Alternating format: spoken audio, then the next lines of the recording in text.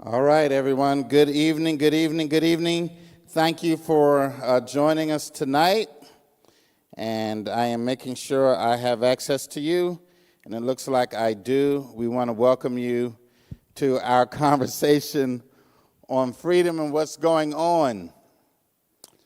All right, and if you don't mind, feel free to say hello so that I can see you in the room.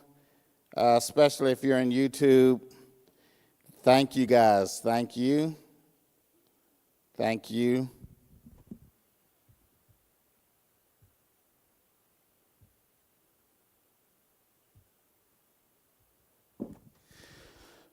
All right. It looks like we have about 26 folks in YouTube.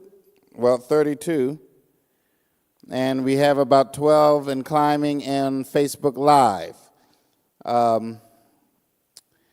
And we'll start.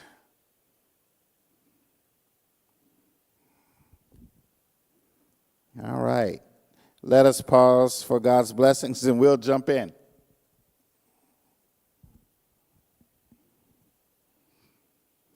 God, for tonight we give you thanks. We thank you for an opportunity to gather and to have conversation on concepts of freedom and just to catch up with who you are in us and who we are in the world. And so please be with us as we approach your word and your way, and may we be expanded, and may we be stretched, and may we continue to grow in Christ Jesus our Lord. Amen. All right, so I see you guys. Welcome. Thank you so much. Thank you for being present with us tonight. It means a great deal to us. So let me begin. This is what I'm calling a congregational study. It's not necessarily what I would call my typical Bible studies, but it's congregational study, and we're studying and looking at concepts of freedom. And part of this was a play that we were able to, some of us were able to make it to Plowshares and to witness the play and the concepts of freedom expressed in the play. I had hoped to get there twice. I only got there once, and I got there on the 3rd of July, or the 2nd, I believe. It was the 2nd of July. And there were about 6 or 7 of us in the room, so I'm hoping that some of you were able to make it out and catch up on the play. I want to talk, and I want to open our conversation up about the play. First of all, much thanks to Gary Anderson, who is the director, theatrical director at Plowshares, and also one of our members here at Hope United Methodist Church. And we were really grateful to be able to have some collaboration on this film, and thank those of you who went. So, Freedom Days. Let me just talk a little bit about the play. And it was quite interesting sitting in there, and I know some of you might have felt strange sitting in the play while there was sitting in there with your pastor, while there were some quite colorful moments in the play. And I just want to talk a little bit about them. First, let me say that the play covered various scenarios in which freedom was discussed. And one scenario was the opening, I believe, which was around a homeless person who seemed to be wrestling with some mental illness and some challenges. And there were 2 young women trying to help him out. And he was working through some of his challenges and some of his issues, some of his history. And why was that scene important? and what was the issue related to that? And I don't think many of us are unaware of the impact of Vietnam on our young men who fought in that war and who fought hard. I want to share with you a couple of interesting facts.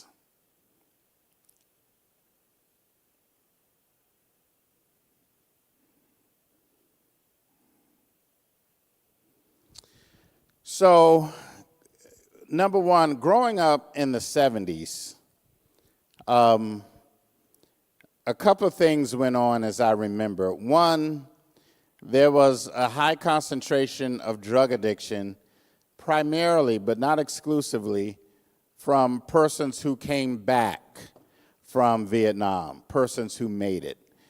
There was also a number of funerals, in all honesty.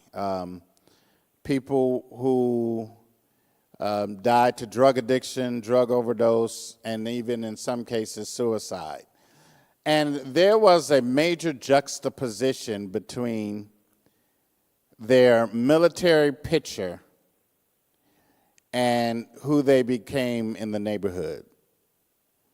In the military pictures, they were sharp, they were well dressed, they were fit, they looked healthy. But to see some of them and how they progressed, some of them were in wheelchairs, some of them, again, were drug addicted, some were homeless. But why? So, some interesting facts about this. Number one, many black veterans struggle to access the GI Bill benefits due to a combination of factors, including the high proportion of less than honorable discharges among black soldiers compared to white soldiers, and systemic racism. Black veterans faced higher unemployment rates when they returned than white veterans, further compounding their challenges in reintegrating into society after they were over there fighting on behalf of the country. Also, there were deep psychological scars on many veterans. I have a colleague who's now retired, but he tells a story, and he was a Marine, and he fought in Vietnam and served the church with distinction, became a superintendent, was really an outstanding Christian leader. But he tells a story of how he almost killed his wife one night in his sleep because of some of the nightmares that he would have or the sounds in the neighborhood that would trigger him. So we can't underestimate the role of PTSD, depression, other mental health issues that come with war.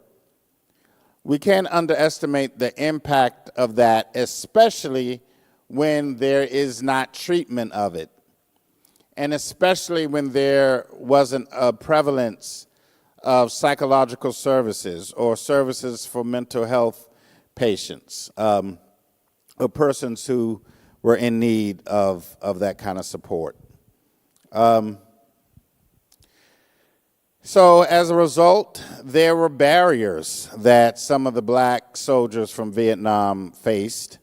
Promotion was one, career progression, opportunities, again, to work, opportunities to buy a home, and they were kind of out there. And they were stranded in so many ways by the American government, if you will. The PTSD rates were higher for black Vietnam veterans than they were for white veterans, particularly because more blacks were sent to infantry than whites. So black soldiers were significantly overrepresented in combat roles, leading to a higher casualty rate than their white counterparts. So in 1965, African Americans suffered 24 24% of the fatal casualties, despite being only 11% of the general population.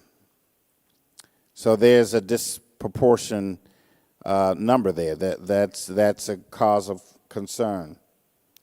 So we see some of this, and the film explored some of this, and we have to ask the question, why were not those who were fighting for freedom able to receive freedom? Why not those who are putting their lives on the line able to be supported in a healthy way? And some of you, no doubt, if you think back, may have people you went to high school with, people you grew up with that fell victim to some of this narrative that we're seeing. So what does it mean to have freedom in a way when you represent a nation that doesn't have your back? And this isn't really an anti-American conversation, but it's the truth, and it's what we have to do. And before we go further, let's set up some rules here as we continue to talk about freedom over the next couple of weeks. Number one, there was a such thing as the Red Scare in the 1920s, 1930s. There is always a fear that there is some infringing philosophy like socialism. You hear a lot about how socialism is taking over and everybody just wants to be socialists. You also hear a lot about fascism, but you're not hearing a lot about democracy. So democracy is in a very vulnerable place right now, while there are other governmental kinds of dynamics taking place in the United States. But one of the key factors of democracy is the ability to critique one's own government, not out of a sense of hatred or disregard or rejection, but an ability to critique or to push a government to live up to what it says it is about. So I want to start off, I want to make clear that this is not a conversation that is un-American. This is a very American conversation. And I also want to make clear that we have a lot of finger pointing. Such and such is un-American. They are un-American, and that person is un-American. They're not patriots.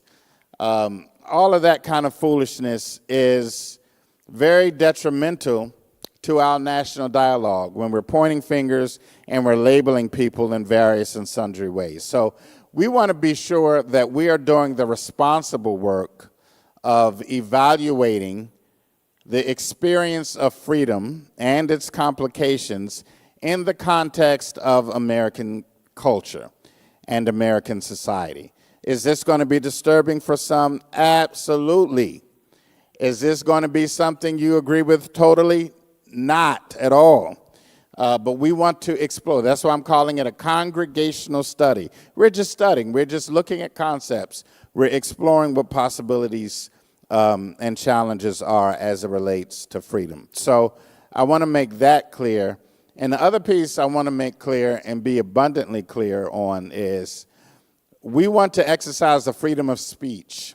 We want to be clear about our desire to see beloved community in the context of American culture. When we don't see beloved community, somebody's being hurt.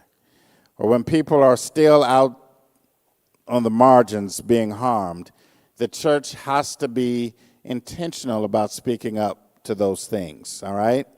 So we're being intentional about our desire to have this conversation. This is not a political conversation. It's a theological conversation in the context of American government, society, what have you. Let me suggest one more thing for us to consider as we move forward. We have to get rid of the notion that there is a such thing as church and the separation of church and state. That is true.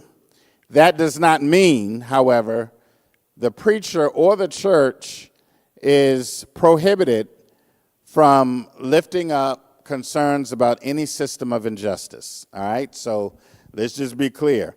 God is interested in every facet of life. And, it's easy to say politics should not be in the church if you have a paycheck every 2 weeks, or if you have a roof over your head, or if you're not getting deported or snatched away from your children with the potential of never seeing them, or if you're being deported to a country that you never lived in, or if you're told that you could have shelter and safety and you're actually being shipped to some part of the United States where you know nothing about. Yeah, it's easy to say in those instances that the church can't be involved in politics, but we have to be, because when we're not, people suffer. And part of our work as a church is to initiate the kingdom of God where all God's children are bound together in a way that's peaceful, whole, and free. All right? So I just wanted to get those ground rules out the way. Let me go back to the play really quickly. So we saw that exchange. Then we saw a couple that was having an argument. One of the things I thoroughly enjoyed about the play was, to my surprise, everybody was young. I just didn't expect that. I just thought, for some reason, I just assumed subconsciously that everybody would be my age, or maybe older. I was not expecting to see maybe mid-20s, people in their mid-20s perhaps, engaging a conversation about freedom or different scenes around the concept of freedom. But I was grateful that it did at the end, and I'll kind of talk about a little bit of that as we move forward. One of the scenes that followed was a couple that was having a very intense argument, and he snatched her bag. I think it was a name brand bag, and he snatched it from her, and she was fighting for her bag and her purse, and her expectations was that he was supposed to provide these things. Her boyfriend or her man was supposed to provide these things. Now, let me suggest to you that in the dating world now, with young people, according to social media clips that I view, it is an expectation that the man come with ability to provide a very nice experience. So in some cases, if he's going to take her to Cheesecake Factory, for example, that's a rejection because Cheesecake Factory isn't good enough. And so you see a lot of social media clips among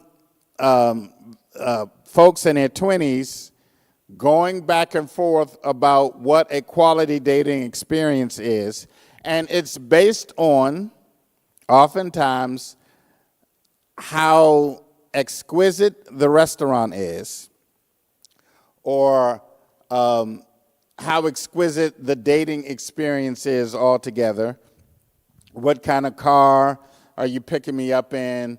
So there's an ongoing narrative, and I'm not here to say this is true or not. I've not done any research and I've not done any data. But there is an ongoing narrative in social media where there seems to be a high expectation of men to provide some sense of material wealth, paying bills. Are you going to take care of me? And in exchange, the gentleman often has an expectation of getting some kind of physical favors from her. So that is a narrative that is taking place, and this play touched on that. This play touched on the dating scenario of younger people now. Now, later in the play, there was another scene where she's demanding that he go to work, that he get a job, and he retorts, I have tried. And he didn't get hired after going to the interview, and he breaks down, and he really gets in a vulnerable space because he's not able to provide a level of quality. He's not able to provide materials. He's not able to keep up with his girl's materialistic demands. Now, years ago, let me put a period there. There was a narrative, again, back in the 70s, just to contrast this. There was a narrative of folks, of gentlemen who could work but wouldn't. And it was the woman often who had to encourage him to go and find a job somewhere. We're barely making ends meet. I need you to go and work. What do you think I'm doing? You know, and this will go back and forth. In this instance, in the play, it wasn't this scenario where the gentleman didn't want to work. It was more of a scenario where he couldn't find work, or he wasn't able to compete in a way that could provide the luxuries that this particular young lady was demanding. Now, the question is, where is the freedom in that? Are these two people really free? All right? I'm going to come back to that momentarily. And let me just check and see how we doing here.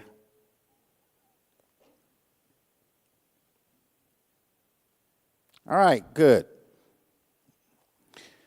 All right, then there was another, the scene kind of shifted to a game, Shark Tank, where they had to come up with business ideas. And this was kind of scandalous. This concept was kind of scandalous to some of the viewers, to some of the audience, okay? It was scandalous because it looked and felt like a desecration of ancestors. So the businesses, they had to create businesses, and I'm not going to go into the specifics of them, but some of the businesses had high sexual implications to them of people during the days of slavery. Some of them, there were a couple of different ideas where they were kind of stretching it a bit, and they were using language that may have made people uncomfortable, especially when you're talking about the ancestors. Now, I want to suggest here that this was not church. All right, so in case some of you all were like, why would Reverend Small send us to this kind of thing? It's because I think it's very important that the church is in conversation with community and with the world and with the town square. It's very important that we're able to engage what people are thinking and what people are feeling and what people are sensing and what people are saying. And when it comes to the town square, people do curse, and people are often vulgar. And you can go to a concert and hear those things. Some of you have gone to a comedy show and you've heard some of those things. But I guess it's kind of weird when your pastor is sitting in a room. And it's kind of weird when you have other church folks sitting in the room. But this was a good exercise for the church. So now let me go back to these scenes that might have been a little disturbing for some. And I think good theater has some element of disturbance, okay? So I'm not worried about that, but let me jump in here and kind of talk a little bit about this. One, I think what it highlighted for me is how far we've come. And let me categorize the journey for a bit. Slavery, Emancipation Proclamation, Jim Crow, Emmett Till. A few months from Emmett Till, the Montgomery bus boycott takes place. And the modern civil rights movement, the MRCM, is born. The MCRM is born, modern civil rights movement.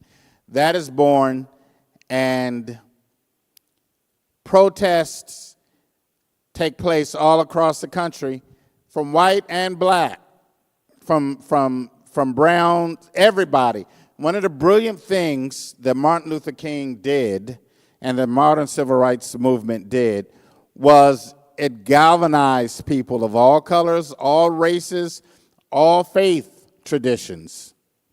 It brought people together.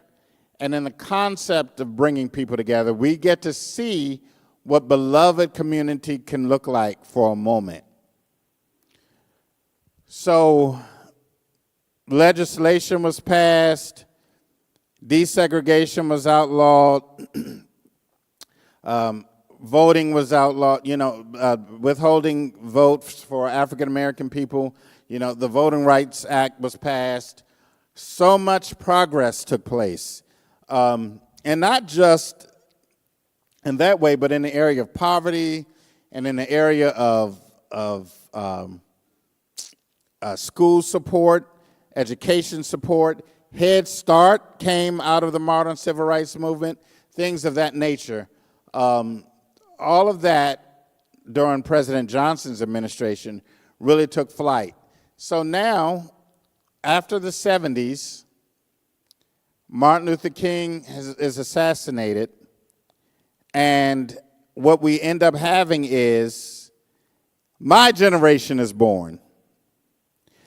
But we're born close enough to still hear and sense and feel the reverberations that were coming out of the King days. So Martin Luther King's voice dominated media, especially black media. Then there was a drive for Martin Luther King's birthday to be a holiday. There were marches and demonstrations still taking place. And my generation developed a great deal of respect. And now we get to take all of these things that were offered to us, and our parents were able to take these things that were offered to us, and now we are getting a sense of freedom, which, for example, the Cosby Show helped us to get a glimpse of. The rise of the black middle class. There was always one, but now everybody gets to see what it looks like to be a black family and have two highly professional black parents and have black art and black schools celebrated and black music. And that show was a celebration of black culture that again introduced America to a larger segment of the black experience. So it's not just Sanford and Son, and it's not just the Jeffersons. These are very modern day tangible experiences that many were able to see, witness, feel, and celebrate. So in the 90s, there was a celebration of career and success of doctors and lawyers and professors and clergy, and it was a marvelous entity, and that's not all that it was, because we still had other societal issues, but we get to see the rise and the development of black America in a very strong way. Then my generation started having children, and now that generation is having children. And they are very distanced from Harriet Tubman, Frederick Douglass, Sojourner Truth, Booker T. Washington. Did I say Frederick? Yeah. You know, they're Benjamin Banneker, W.B. Du Bois. They're very distant from some of these symbols that we grew up with and that we heard people talking about. Some of the people in my childhood met these people. They knew these people. And now there is a break. Some of the younger generation now is not emotionally connected to some of those before. Some of them aren't even emotionally connected to recent ones, like Martin Luther King, and I'm saying recent comparatively to Frederick Douglass and Harriet Tubman for sure. But some of them are totally disconnected. And even when Martin Luther King came, there was a rising student movement that rejected some of his concepts. You know, so now you have people where it's a lot easier to hear some of the jokes about them. It's a lot easier for you to eavesdrop on some of the harmful things that they'll say about them, or some of the things that doesn't seem to be nice, or better yet, some of the things that would get us slapped in our living room when we were growing up. So there's a loss of sacred connection. Not only is there a loss of sacred connection, there is a rejection of the spiritual, prophetic drive for freedom that occupy the lives of those post-slavery. All right, so we have an interesting dilemma here.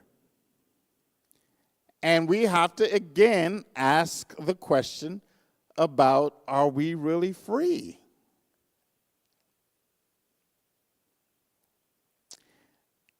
Was that young lady wanting that purse free? Was the gentleman who was trying to keep up with her demands, was he really free? And, you know, when it comes to this disconnect from our history, which is a real problem, and it's a problem for several reasons. Number one, it's a problem because it's not being taught in the home anymore. All right? We're just not doing it. I think also one reason it's not being taught in the home, when I grew up, we only had maybe one or two televisions, and the whole family sat around in front of a television. Now, individuals have their own televisions on their phone sets. So families are intellectually and existentially fragmented in their own homes. I hope this is making sense. I hope, as Dr. Sampson would say, I think I said something. I just said something. Families are struggling to connect to their children. There is no family time. There's no family centering. You know, how many of us have dinner at the family table on Sunday even? Or do we just, you know, we cook and we grab our foods at different times? So when there's this break of unity in the house, and I don't mean love and connection, there's a break of unity where there is no story being told. We're not telling the story. We're not telling our story. All right, so, and when there's a disconnect from story, people get cynical about it. And people get out of touch. Oh, I don't want to hear those old slave songs. Right? We ain't gonna let nobody turn us around, turn us around, turn us around. We ain't gonna let nobody. They don't want to hear that. Oh, freedom. Oh, freedom. There is an inability to connect to some of that now by the generations that are coming. It's almost like a divorce from it. And when you have that kind of disconnection, it's going to be hard to sense what it will be like to live in freedom. Because now, people don't really have a concept of what freedom is. People don't have a concept of how to secure it. People don't have a concept of how to maintain it. And this is one of the things I think that this play kind of underscored indirectly. That we have a whole generation of people that might be suffering from disconnect.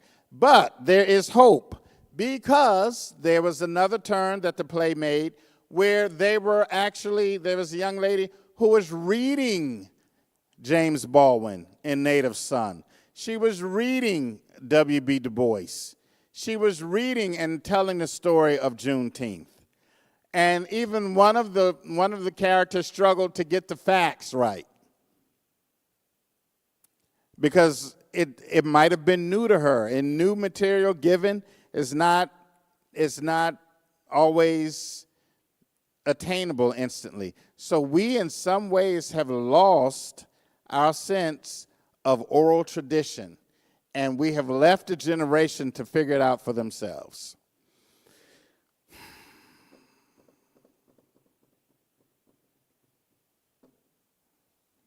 That's kind of sad.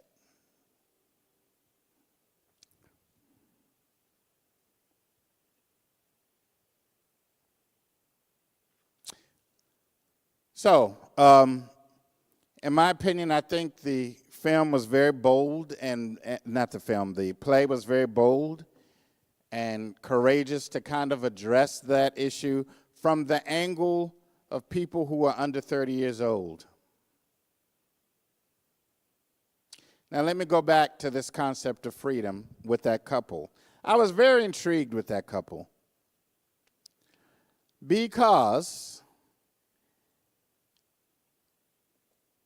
in order for him to keep up with her demands, he had to grind. But I was worried about her because she couldn't possibly be free if her value was identified with Coach and Gucci bags.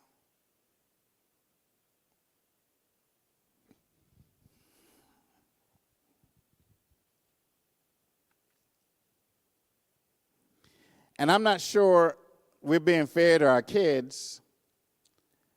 I'm not sure we're at least countercultural. You can have all the name brand clothes and bags that you want, but where's your depth as a person? That's the kind of question we have to start asking. Where is your substance as a human being? Which brings up another issue. This play kind of raises the question without raising a question. Is it possible to be capitalist and be free? Because as a capitalist, my understanding is I have to go to work, I have to work hard, I have to grind, I have to show up, I have to miss my kids' baseball games sometimes. I have to work overtime. I have to work under extraordinary amount of stress. I have to, just to make sure that I can keep up with the persons next door or across town. I need to, if I can't do it, at least let me resemble wealth. At least let me resemble wealth. Let me walk around with the Coach bag. Let me walk around with the Gucci bag, the Versace shoes. And to be honest with you, real rich people in many cases, don't even own any of those things. Are y'all out there? All right? In many cases, they don't own those things. So again, we're not free. We may not be enslaved with chains and whips and on plantations picking cotton and vegetation and all of that. But we got to think seriously as to whether we are enslaved by something. And I like nice things too. God knows I do. I enjoy nice things, but some of that has to be in check. Otherwise, I have to work hard just to get name brand stuff, just to get a sense of respect from people, because the alternative is nobody will respect me and nobody will take me seriously if I don't at least look like I'm rich. My relationship has to provide me with these things, or else they will criticize me in my relationship. You with a man and he's not buying you nothing? How are you going to be with a girl and you're not having benefits? That's the kind of narrative that can take place. And that, to me, does not sound like freedom. It sounds like bondage.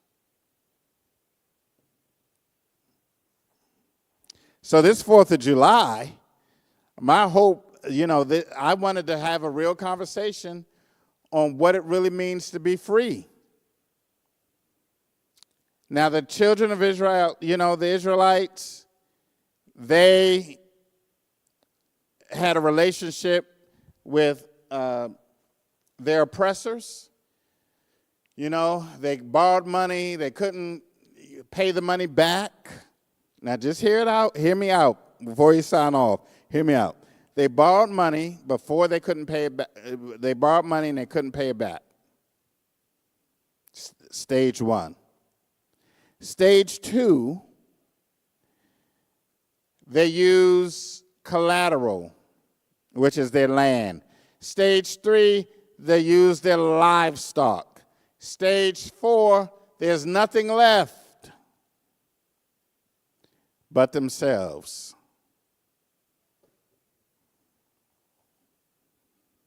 And they were enslaved. What stage are you on? What stage are our children on? What stage are we on as a people right now in the quest for freedom? As the kids say, I'm just saying. What stage? What level? Are we getting healthy loans? Are we getting something that we can't afford? And then we have to continue to, you really can't borrow your way out of debt. And some people just keep borrowing and borrowing and borrowing and borrowing until they're stuck in the mud.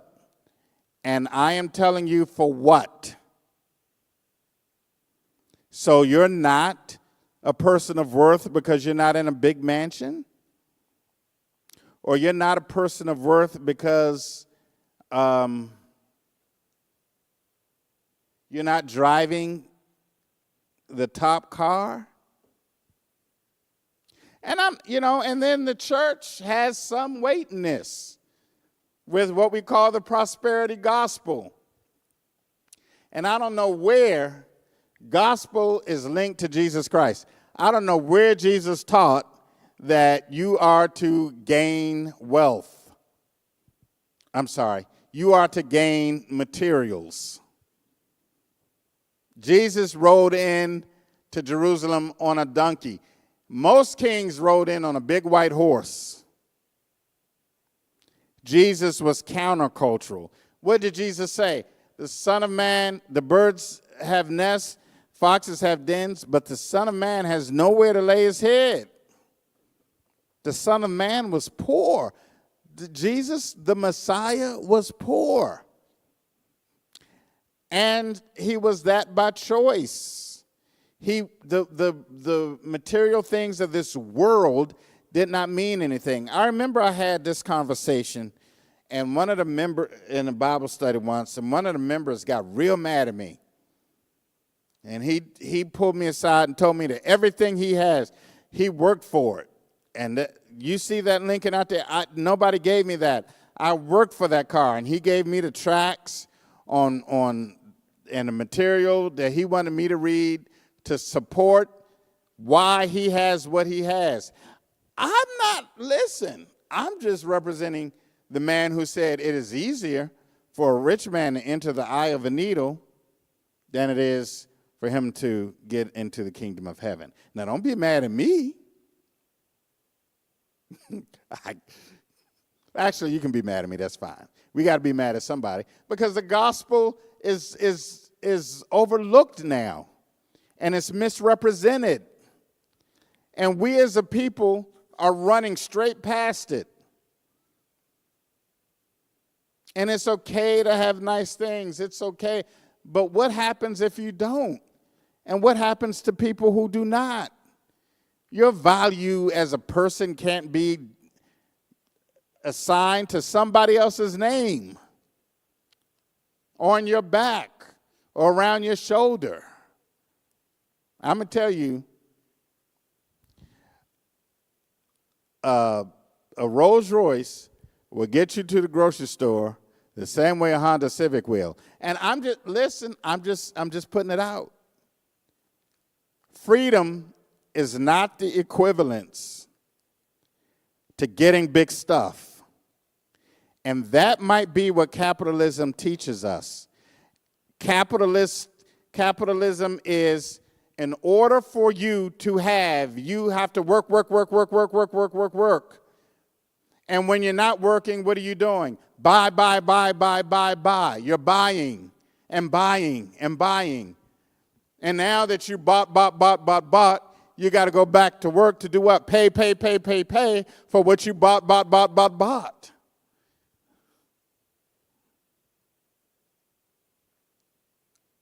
Is that freedom?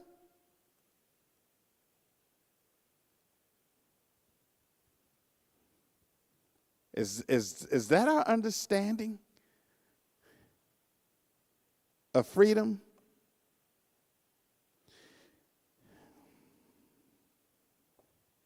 You know, there's a big protest going on with Target.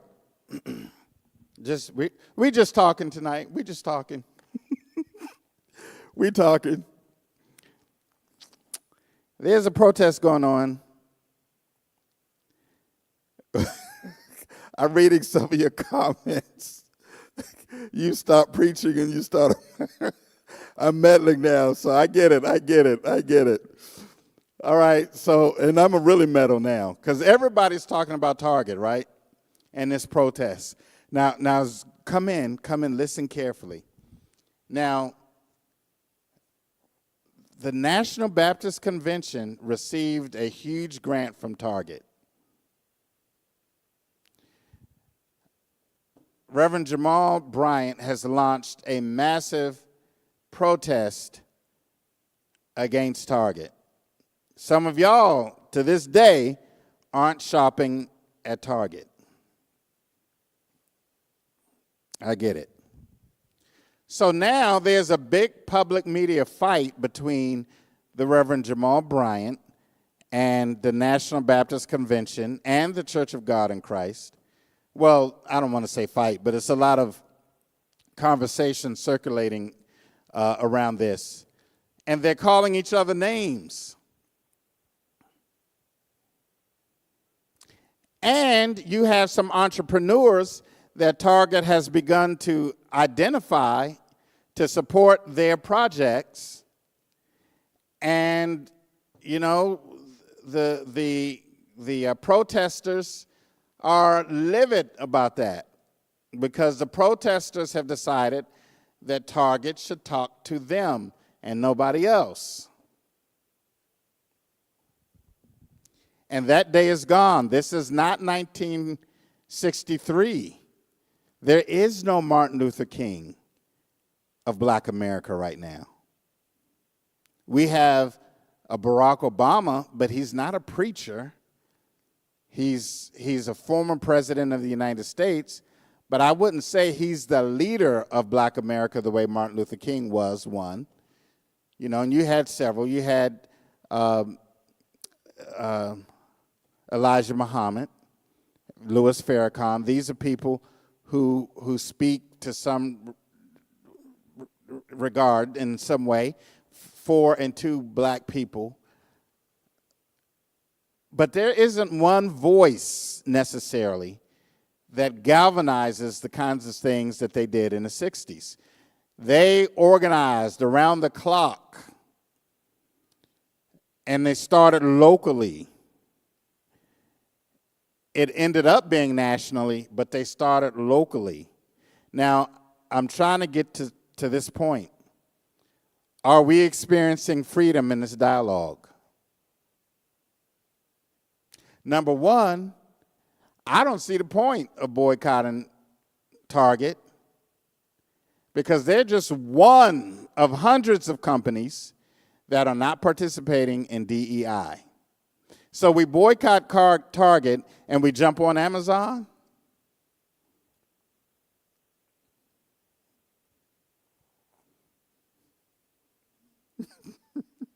That's not freedom. This is not what it's. To do a real boycott, you have to boycott from all of them. Delta Airlines, Home Depot, Amazon, you see, Target, Walmart. All of those folks have collapsed DEI programming. And all of them, to some degree, have had some relationships with the Black community. And I'm just not sure it makes sense to make a big old deal about Target when we got folks who are visibly and clearly not walking in Target, but you go home at the safety and the privacy of your own home or in your car and you pull out your phone and you shop from Amazon, who is and was and became a supporter of certain leaders. All millionaires and billionaires. Are we still reading the Washington Post, for example? Are we still on Facebook? Facebook stopped fact-checking. So now misinformation is rampant. So my point is, freedom comes with a decision that we will not rely on the world for our peace and happiness. And that's hard. That's tough because we live here. We live here. And while we're thinking about it, these entities, Home Depot, Walmart, Delta, they hire many of our friends and family. It's a lot to think about. It's a lot to discuss.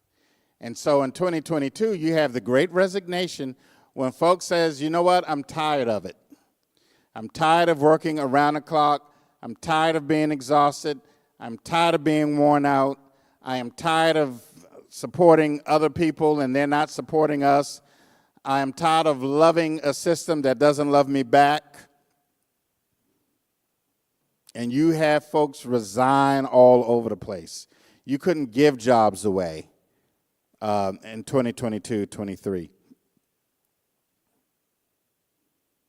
And I think it's a matter of what we understand freedom to be. Yes, that's very true. We do have to pick our battles. I get that. Let me just we're about to close up. Let me just take a look at some of the comments.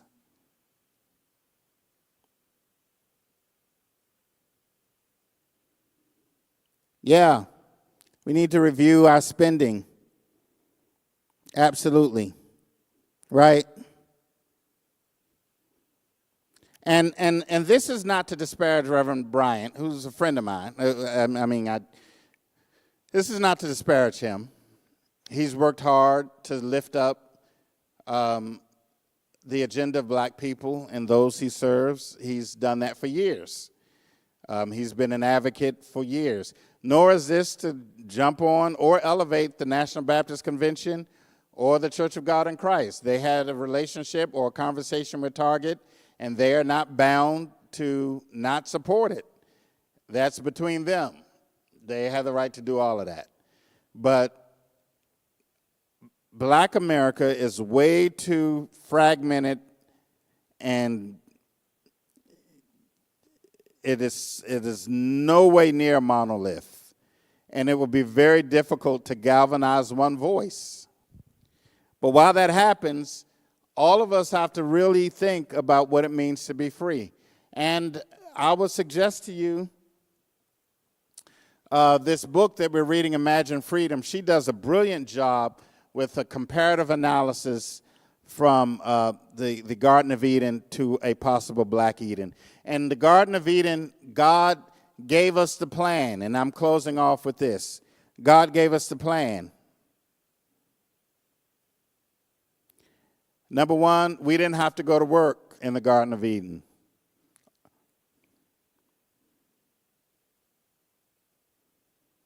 We didn't have to go to work. All we had to do is adore God's creation and praise and worship God. But there was freedom in that garden. And God said, do not eat from this tree, or you will surely die. But God did not remove the tree. Because contrary to popular belief, God is not controlling of those who claim to believe. And I don't know where all of a sudden we got the desire or the notion that the church has to make people and force people to believe what we believe. That's not what we're here for. Tell your story, witness to him who's the Christ, and keep moving. But it's not our job to make people believe anything. And it's not our job to make people do anything. That's not the church's job. Our job is to witness to the love of Christ, and God will do the rest of the work. Our job is to show up for those who are disenfranchised. God will do the rest of the work. Our job is to initiate the kingdom of God that God always desired. But our job is not to make sure that people think like a Methodist or people think like a Baptist. That is irrelevant. The Garden of Eden, back to that, they had the freedom to do it or not to do it, and their freedom to do it was stronger than their freedom not to. And I just want to point that out. Freedom also means, freedom is not also just being lured to do something because you can. Freedom is also not doing something because you don't have to. That's also freedom. Just because you can doesn't mean that you should. Just because you can doesn't mean that you have to. Right? Yes, absolutely. Free will. Yep. So they go against what God planned. And it seems as if they lost their freedom. The first thing is they become enslaved to the one who gave them the invitation to try the fruit. They become enslaved to him. And I think this is what it means also to surely die. To be a slave for demonic powers and evil is a form of death. So to be born again is to be delivered from this death. But let me just move on here.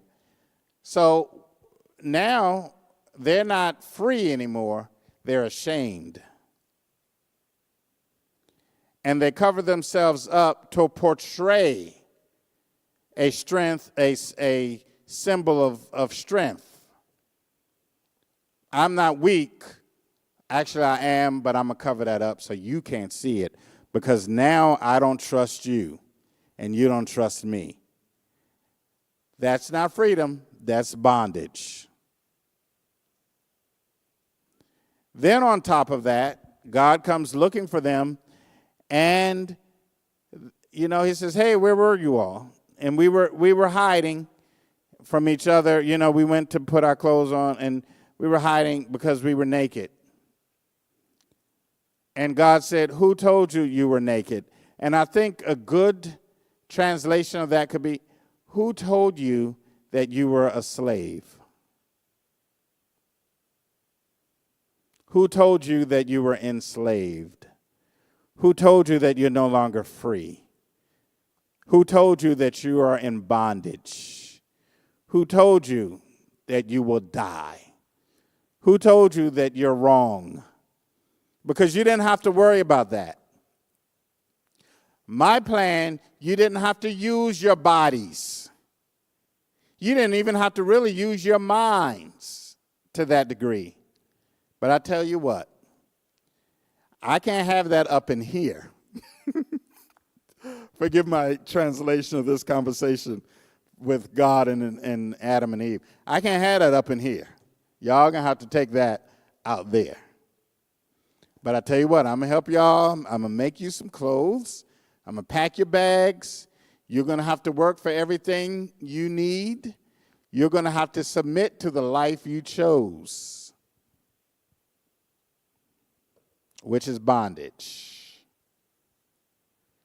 You're going to know pain, and you're going to know challenge, and you're going to know struggle. You're going to know all the things that I never intended for you to know. And I'm so sorry. But even I can't go back on my word.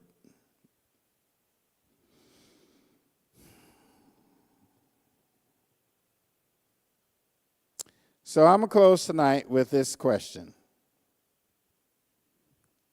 How free are you?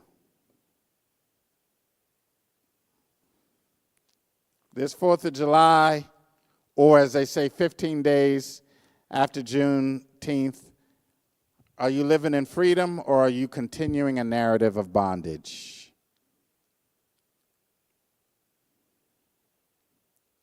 That's the struggle for us.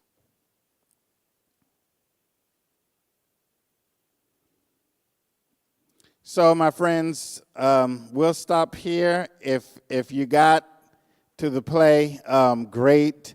If you didn't, I still hope that you're able to gain some insights. I don't profess to have all answers, but I know one thing: I want to be free. And part of that might mean that there are some places that this country is going, I can't go with them. There are some places that segments of the church is going, and I mean the church universal, I can't go with them.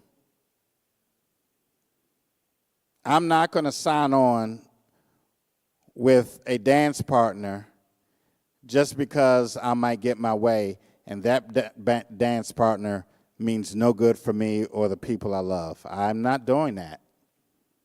And I'm not going to pretend that God is okay with us kicking immigrants to the curb. I'm not doing that. And I'm not going to pretend that God is okay with possibly closing 320 regional hospitals throughout the country because they lose federal funding. I can't pretend that God is okay with that. That's not freedom. I can't pretend that it's okay firing masses of people, but we pay millions of dollars for a parade, and if I'm being political, then so be it, but it's wrong. I'm telling you.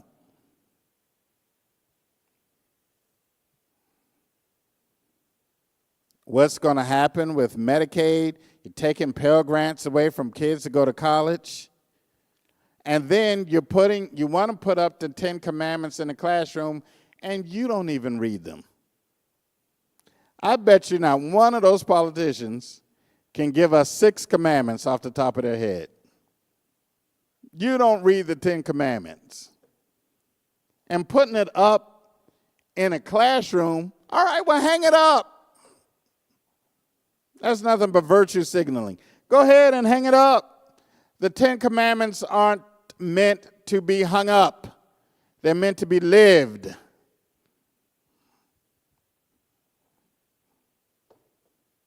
And walked in. Have we read, keep the Sabbath day holy? How many of them are in church?